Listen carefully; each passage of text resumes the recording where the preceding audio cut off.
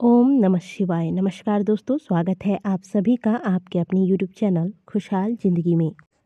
दोस्तों, आज हम बात करेंगे माघ मास के कृष्ण पक्ष की एकादशी व्रत के बारे में, जिसका नाम सठ तीला एकादशी रखा गया है।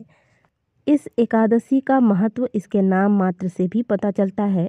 पद्म पुराण के अनुसार सठ तीला एकादशी अर्थात 6 तिल वाली एकादशी, इस एकादशी में व्रती को 6 प्रकार से तिल का प्रयोग करके भगवान विष्णु की पूजा करने का विधान है। एकादशी तिथि भगवान श्री हरि विष्णु को समर्पित होती है और यह तिथि भगवान श्री हरि विष्णु को अत्यंत प्रिय भी है। इस दिन भगवान श्री हरि विष्णु या फिर भगवान विष्णु के कृष्ण अवतार की विशेष रूप से पूजा अर्चना की जाती है।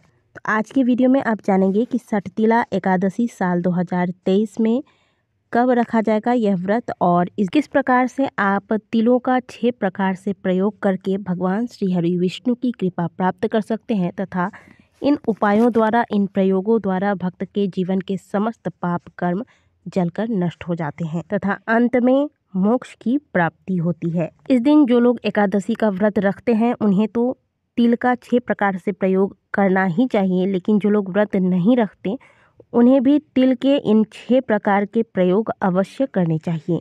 इस दिन मुक्ति के लिए तिल का पिंड भी बनाया जाता है तथा इसकी पूजा अर्चना विधिवत तरीके से की जाती है। पौराणिक कथाओं के अनुसार एक बार नारद जी भगवान श्री हरि विष्णु के पास उनके वैकुंठ धाम में पहुँचे और उन्होंने सठ तीला एकादशी के महत्व के बारे में पूछा।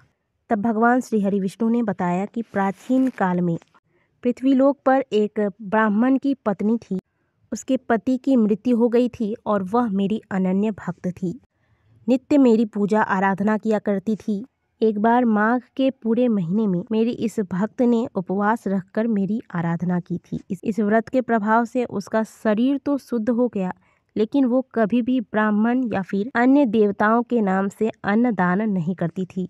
तब मैंने अपने भक्त के कल्याण के लिए सोचा और मैंने सोचा कि अगर इसने अन्नदान नहीं किया तो यह स्त्री वैकुंठ में रहकर भी अतृप्त रहेगी, इसलिए मैंने वामन देवता का रूप धारण किया। उसके बाद उसके पास भिक्षा मांगने गया। जब मैंने भिक्षा मांगी तब उसने मिट्टी का एक पिंड उठाकर मेरे हाथों में रख दिया। मैं वही पिंड लेकर अपने धाम को वापस लौट आया। कुछ समय के पश्चात मेरी उस भक्त ने अपने देह का त्याग किया और जब वह देह त्याग कर मेरे लोक को आई, यहाँ आकर उसे एक कुटिया और एक आम का पेड़ मिला। यह देखकर वह भगवान के पास गई और भगवान से विनती करने लगी कि हे प्रभु, मैं तो धर्मपरायण थी, पूरे जीवन मैंने आपकी भक्ति की, फिर मुझे केवल एक कुटिया और आम का पेड़ ही क्यों मिला। तब मैंने उसे बताया कि यह अन्नदान ना करने और मुझे मिट्टी का पिंड दान करने का प्रभाव है। फिर मैंने उसे बताया कि जब देव कन्याएं आपसे मिलने आए तब उससे सठ तीला एकादशी व्रत की विधि के बारे में पूछना।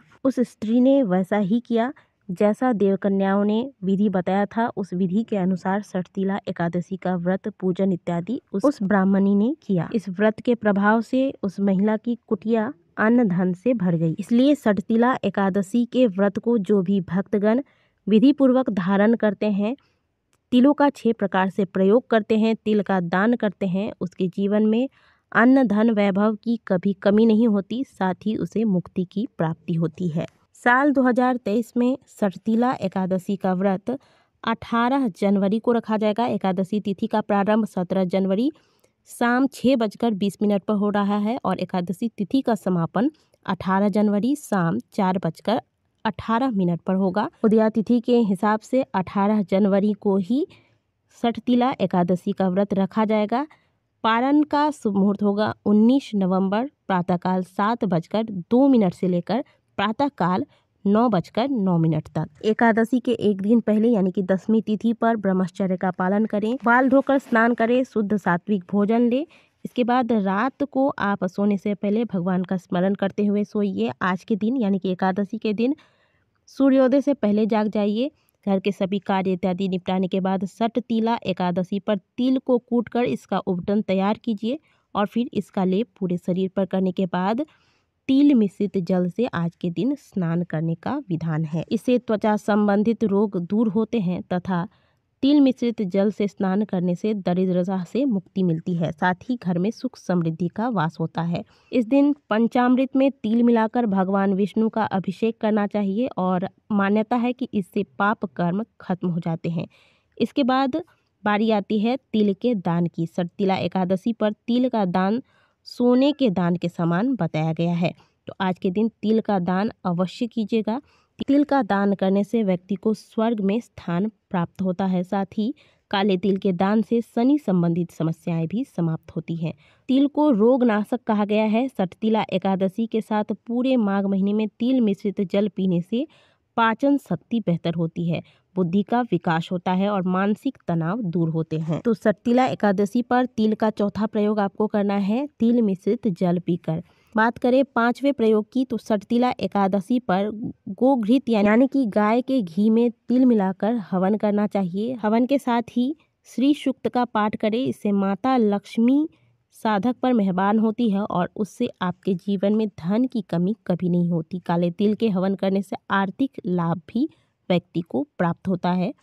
और तिल का छठा प्रयोग और अंतिम प्रयोग है सठतिला एकादशी पर भगवान श्री हरि विष्णु को तिल से बना भोग यानी कि तिल के बने लड्डू इत्यादि का भोग लगाना चाहिए। इससे भगवान की कृपा से आर्थिक समस्याओं से व्यक्ति को छुटकारा मिलता है। तो सठतिला एकादशी पर आपको इस प्रकार से तिल के 6 प्रयोग करने हैं।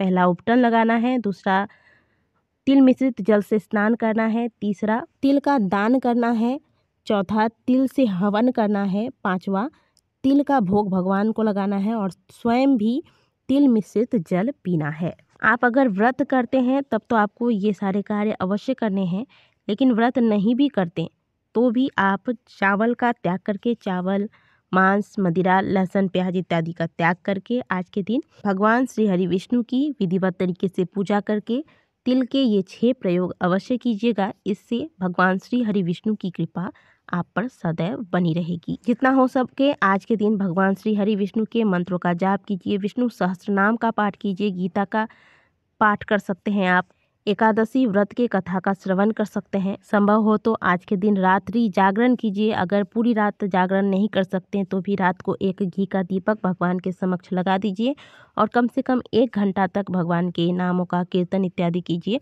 इस प्रकार से आप सठतिला एकादशी व्रत के दिन भगवान की पूजा आराधना करके उनकी कृपा को प्राप्त कर सकते हैं। आशा करते हैं कि दी गई जानकारी आपको अच्छी लगी होगी। वीडियो अच्छी लगी है तो वीडियो को लाइक ज़रूर कीजिएगा। कमेंट बॉक्स में हर हर महादेव अवश्य लिखिएगा। मिलते हैं आपसे अगले वीडियो में, तब तक के लिए ओम नमः शिवाय, हर हर महादेव।